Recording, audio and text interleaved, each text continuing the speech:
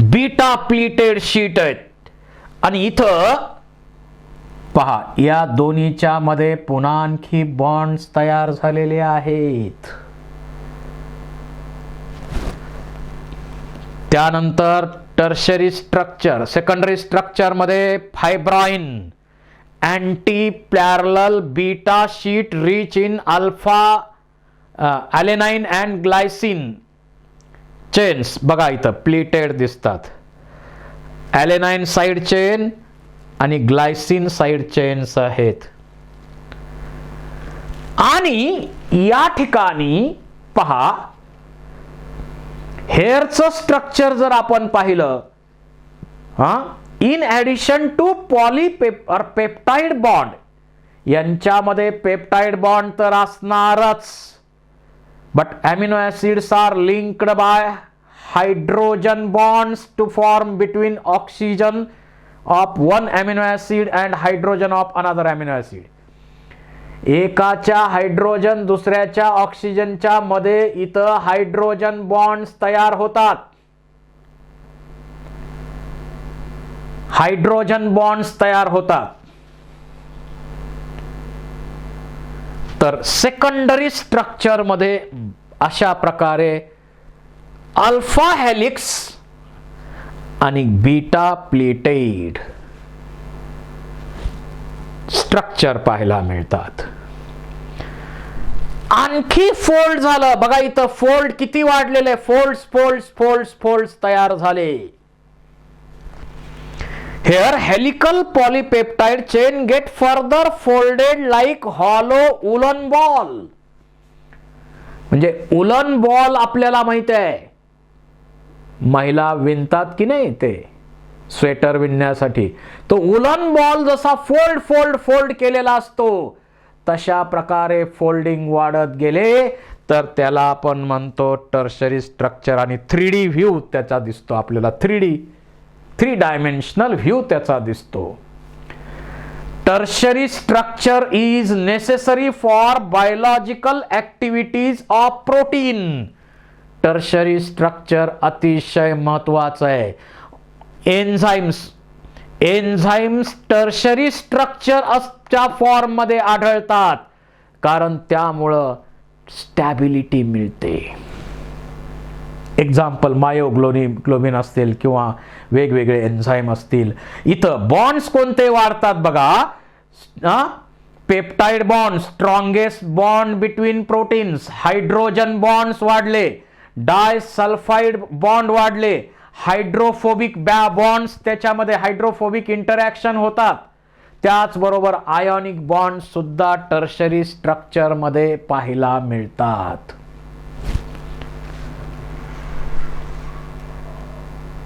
आणि त्याच्यानंतर पहा, मोर than one polypeptide chain form tertiary structure and each chain functions as a subunit of protein. अनेक chains इथं एकत्र येऊन बनतात. इथं बनतं quaternary structure. More than one polypeptide chain forms quaternary structure. एकापेक्षा जास्त चेन्स एकत्र येऊन इथं बनवतात. आणि याच्यामध्ये पहा, सर्वात स्टेबल स्ट्रक्चर कोणतं असा क्वेश्चन जर आपल्याला विचारला तर most stable structure is quaternary. Example haemoglobin. या हिमोग्लोबिन मध्ये 4 सब युनिट आहेत. इथं 2 बीटा सब युनिट आहेत आणि 2 अल्फा सब युनिट आहेत. अशा प्रकारे अनेक सब युनिट एकत्र येऊन जास्तीत जास्त स्टेबल स्ट्रक्चर तयार होतं, क्वार्टर्नरी स्ट्रक्चर. या ठिकाणी 2 बीटा सब युनिट्स आहेत, 2 अल्फा सब युनिट्स आहेत हिमोग्लोबिन मध्ये.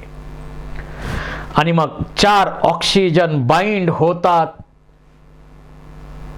आणि O2 ट्रान्सपोर्ट हे मेन फंक्शन आहे. त्याचबरोबर some amount of CO2 is also transported by haemoglobin.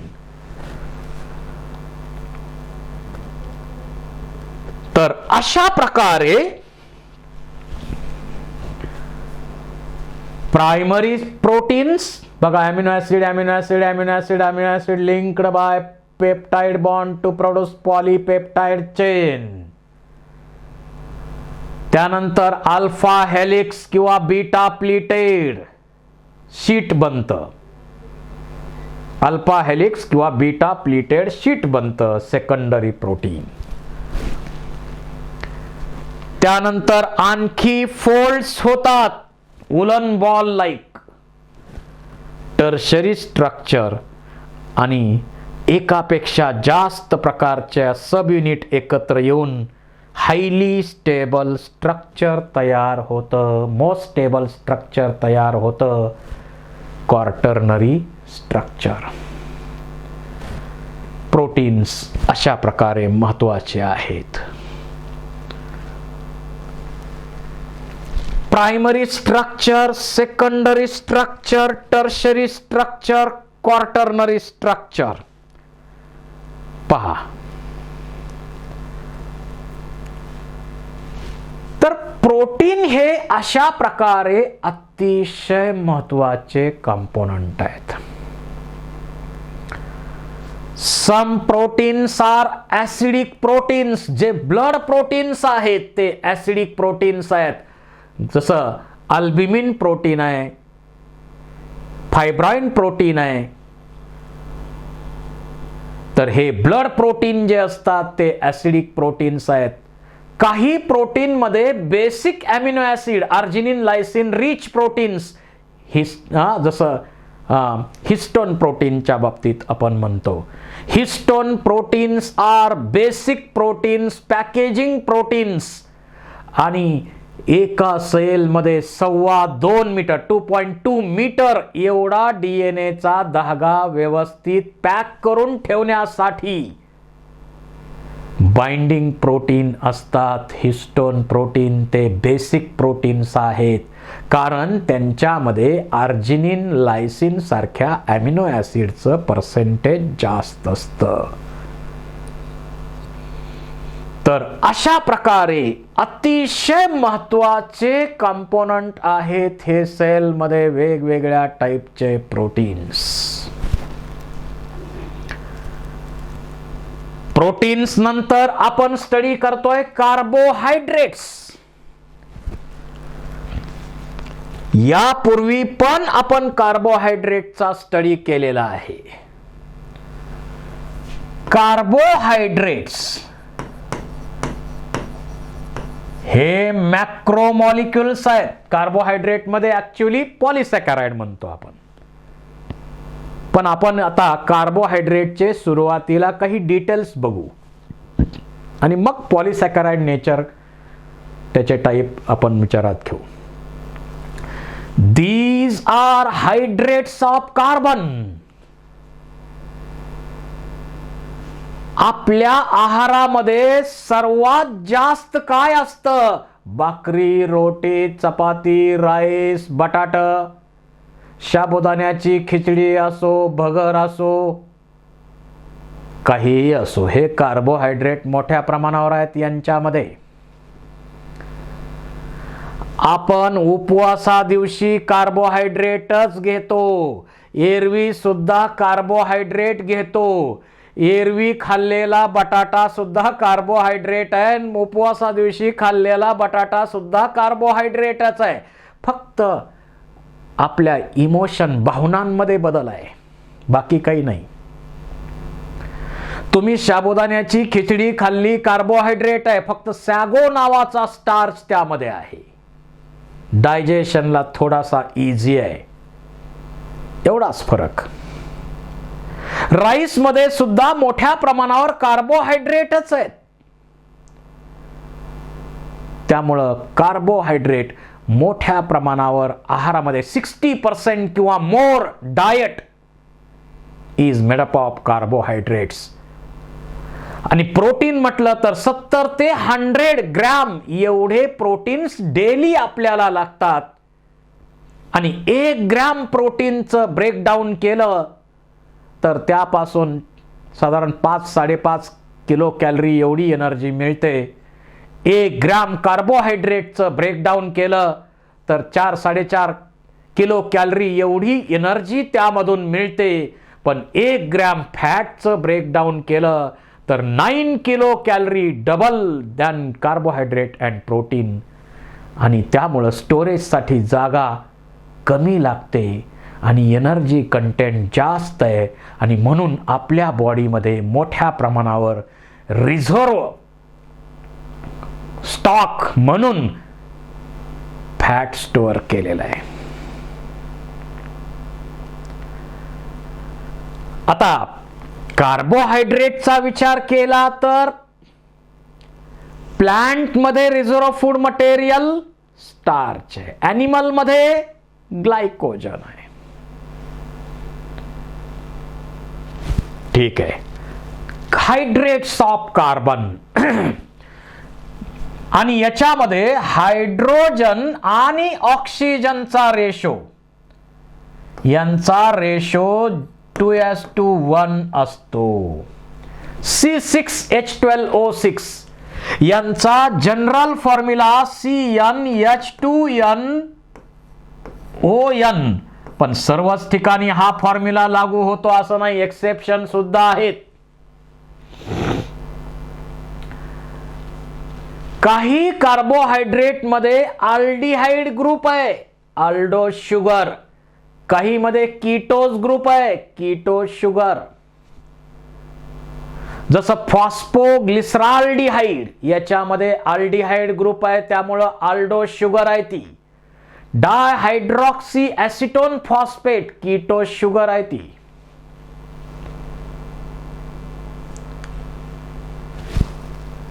आणि या कार्बोहायड्रेटचं क्लासिफिकेशन पण थोडक्यात माहिती आपण करून घेऊ. Carbohydrates are classified into monosaccharide, disaccharide, oligosaccharide. आता डायसॅकॅराइड काही ठिकाणी दिलाय, काही ठिकाणी ऑलिगोसॅकॅराइड दिलाय, आणि पॉलिसॅकॅराइड. सॅकॅराइड म्हणजे शुगर, क्रिस्टलाइन आहे, स्वीट आहे. मोनोसॅकॅराइड सगळे गोड असतात. ग्लुकोज आहे, फ्रक्टोज आहे, गॅलॅक्टोज आहे. ह्या सगळ्या गोड शुगर आहेत, क्रिस्टलाइन फॉर्म मध्ये आपल्याला मिळतात, सोल्युबल आहेत या शुगर्स. मोनोसॅकॅराइड म्हणजे मोनो म्हणजे 1, डाय म्हणजे 2, डाय किंवा बाय म्हणजे 2, ट्राय म्हणजे 3, टेट्रा म्हणजे 4, पेंटा म्हणजे 5, हेक्सा 6, हेप्टा 7, ऑक्टा 8, नाइनटा 9, टेंटा 10, 11टा अँड सो ऑन. परंतु अनेक शुगर युनिट असतील, अनेक युनिट असतील तर त्याला आपण पॉली शब्द वापरतो. पॉलीसॅकॅराइड, अनेक शुगर युनिट जोडलेले असल्यामुळं पॉलीसॅकॅराइड. त्यामुळं पॉली टर्म आपण त्यासाठी वापरतो. तर मोनोसॅकॅराइड म्हणजे अशा शुगर, बेसिक शुगर की त्यांचं पुढं हायड्रॉलिसिस होऊन शुगर मिळत नाही. They cannot further hydrolysed into sugar. They are basic units of सॅकॅराइड.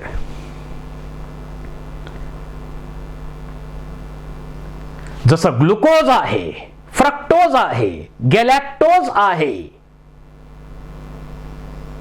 या सर्व मोनोसॅकॅराइड आहेत.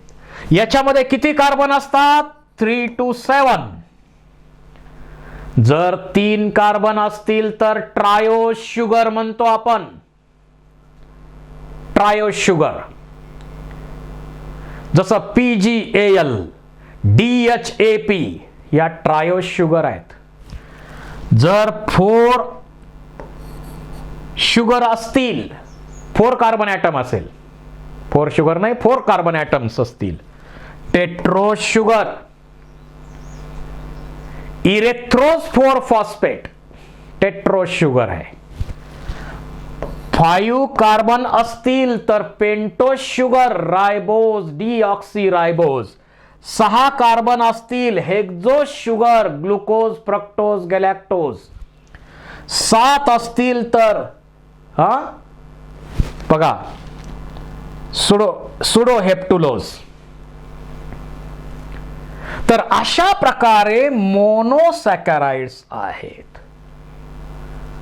जर 2 मोनोसॅकराइड जोडले जात असतात, ग्लायकोसाइड अल्फा 1,4 लिंकेज, ग्लायकोसाइडिक लिंकेज न जर 2 शुगर जोडल्या, मोनोसॅकराइड जोडल्या तर बनणार डायसॅकराइड. कितीतरी एक्झाम्पल त्याचे सांगता येतील डायसॅकराइडचे. जसं glucose plus fructose,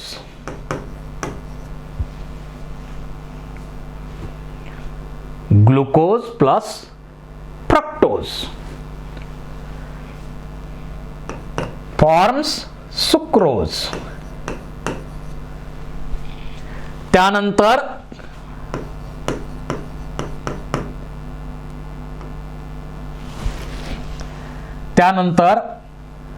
glucose plus glucose काय बनतं? माल्टोज नावाची शुगर बनते. माल्टोज नावाची शुगर बनते. Glucose plus glucose gives maltose. त्यानंतर ग्लुकोज प्लस गॅलॅक्टोज फॉर्म्स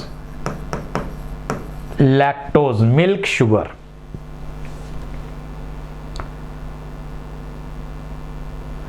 अशा प्रकारे डायसॅकराइड्स आहेत. काही ठिकाणी ऑलिगोसॅकराइड, ऑलिगो म्हणजे फ्यू, 2 ते 10 शुगर युनिटनी जर बनले असेल कार्बोहायड्रेट, त्याला आपण ऑलिगोसॅकराइड म्हणतो. आणि जर त्याच्यापेक्षा जास्त शुगर युनिटनी शुगर बनली असेल, कार्बोहायड्रेट बनला असेल, तर त्याला आपण काय म्हणतो? पॉलीसॅकराइड. सो स्टार्च, आता एक्झाम्पल त्याचे बघू आपण. यापैकी काही पॉलीसॅकराइड जे आहेत ते एकाच प्रकारच्या शुगरनी बनलेले असतात, एकाच प्रकारच्या मोनोसॅकराइडनी बनलेले असतात. त्याला होमोपॉलीसॅकराइड म्हणायचं. Starch, cellulose. त्याचबरोबर इथं सेल्युलोज आहे, ग्लायकोजन आहे, इन्युलिन आहे. एक्झाम्पल पाहायचं म्हटलं तर starch, reserve food material in plant, it is a homopolymer of glucose. म्हणजे इथं जर पाहिलं तर glucose glucose glucose glucose glucose, हजारो ग्लुकोज एकमेकाला ग्लायकोसाइडिक बॉन्ड न जोडून स्टार्च नावाची शुगर तयार होते. इनसोल्युबल आहे. फोटोसिंथेसिस चॅप्टर मध्ये आपण म्हणतो which of the following is a first visible product of photosynthesis? Starch. त्यानंतर सेल्युलोज म्हटलं तर होमोपॉलिमर ऑफ ग्लुकोज आहे ती सुद्धा. ग्लायकोजन म्हटलं तर होमोपॉलिमर ऑफ ग्लुकोजच आहे. आणि इन्युलिन म्हटलं तर homopolymer of fructose. Now question may ask which of the following polysaccharide is homopolymer of fructose? Inulin. इथं स्टार्च, सेल्युलोज, ग्लायकोजन, इन्युलिन या शुगर दाखवलेल्या आहेत. त्यांचं स्ट्रक्चर इथं दाखवलेलं आहे.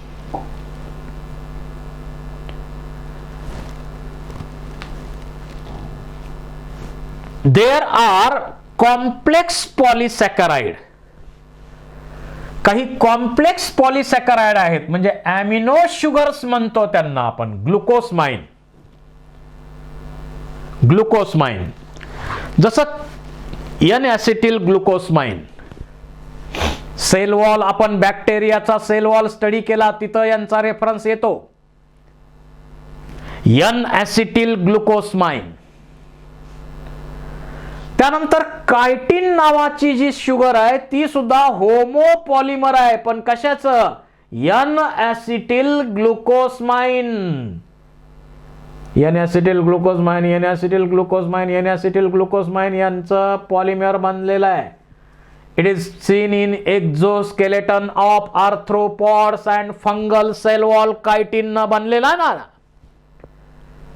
तर कॉकरोच मध्ये, क्रॅब मध्ये जे एक्झोस्केलेटन बनलेलं आहे, आर्थ्रोपॉड्स मध्ये जे एक्झोस्केलेटन बनलेलं आहे ते याच कायटिन न बनलेलं असतं. आणि इथं फंगल सेल वॉल जर पाहिला तर सेल मेम्ब्रेन, त्याच्यावरती कायटिन आहे, ग्लुकॉन आहे आणि ग्लायकोप्रोटीनचं कव्हरिंग आहे. बघा, कायटिनस सेल वॉल आहे. आता इथं पॉलिसॅकराइड मध्ये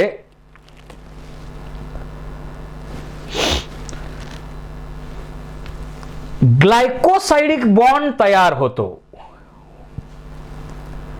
तर ग्लायकोसाइडिक बॉन्ड इथं बघा, एक मोनोसॅकराइड, दुसरं मोनोसॅकराइड, यांचं OH OH ग्रुप आहेत आणि हे जॉईन होणार, ग्लायकोसाइडिक बॉन्ड तयार होणार आणि वॉटर रिमूव्ह तयार होणार.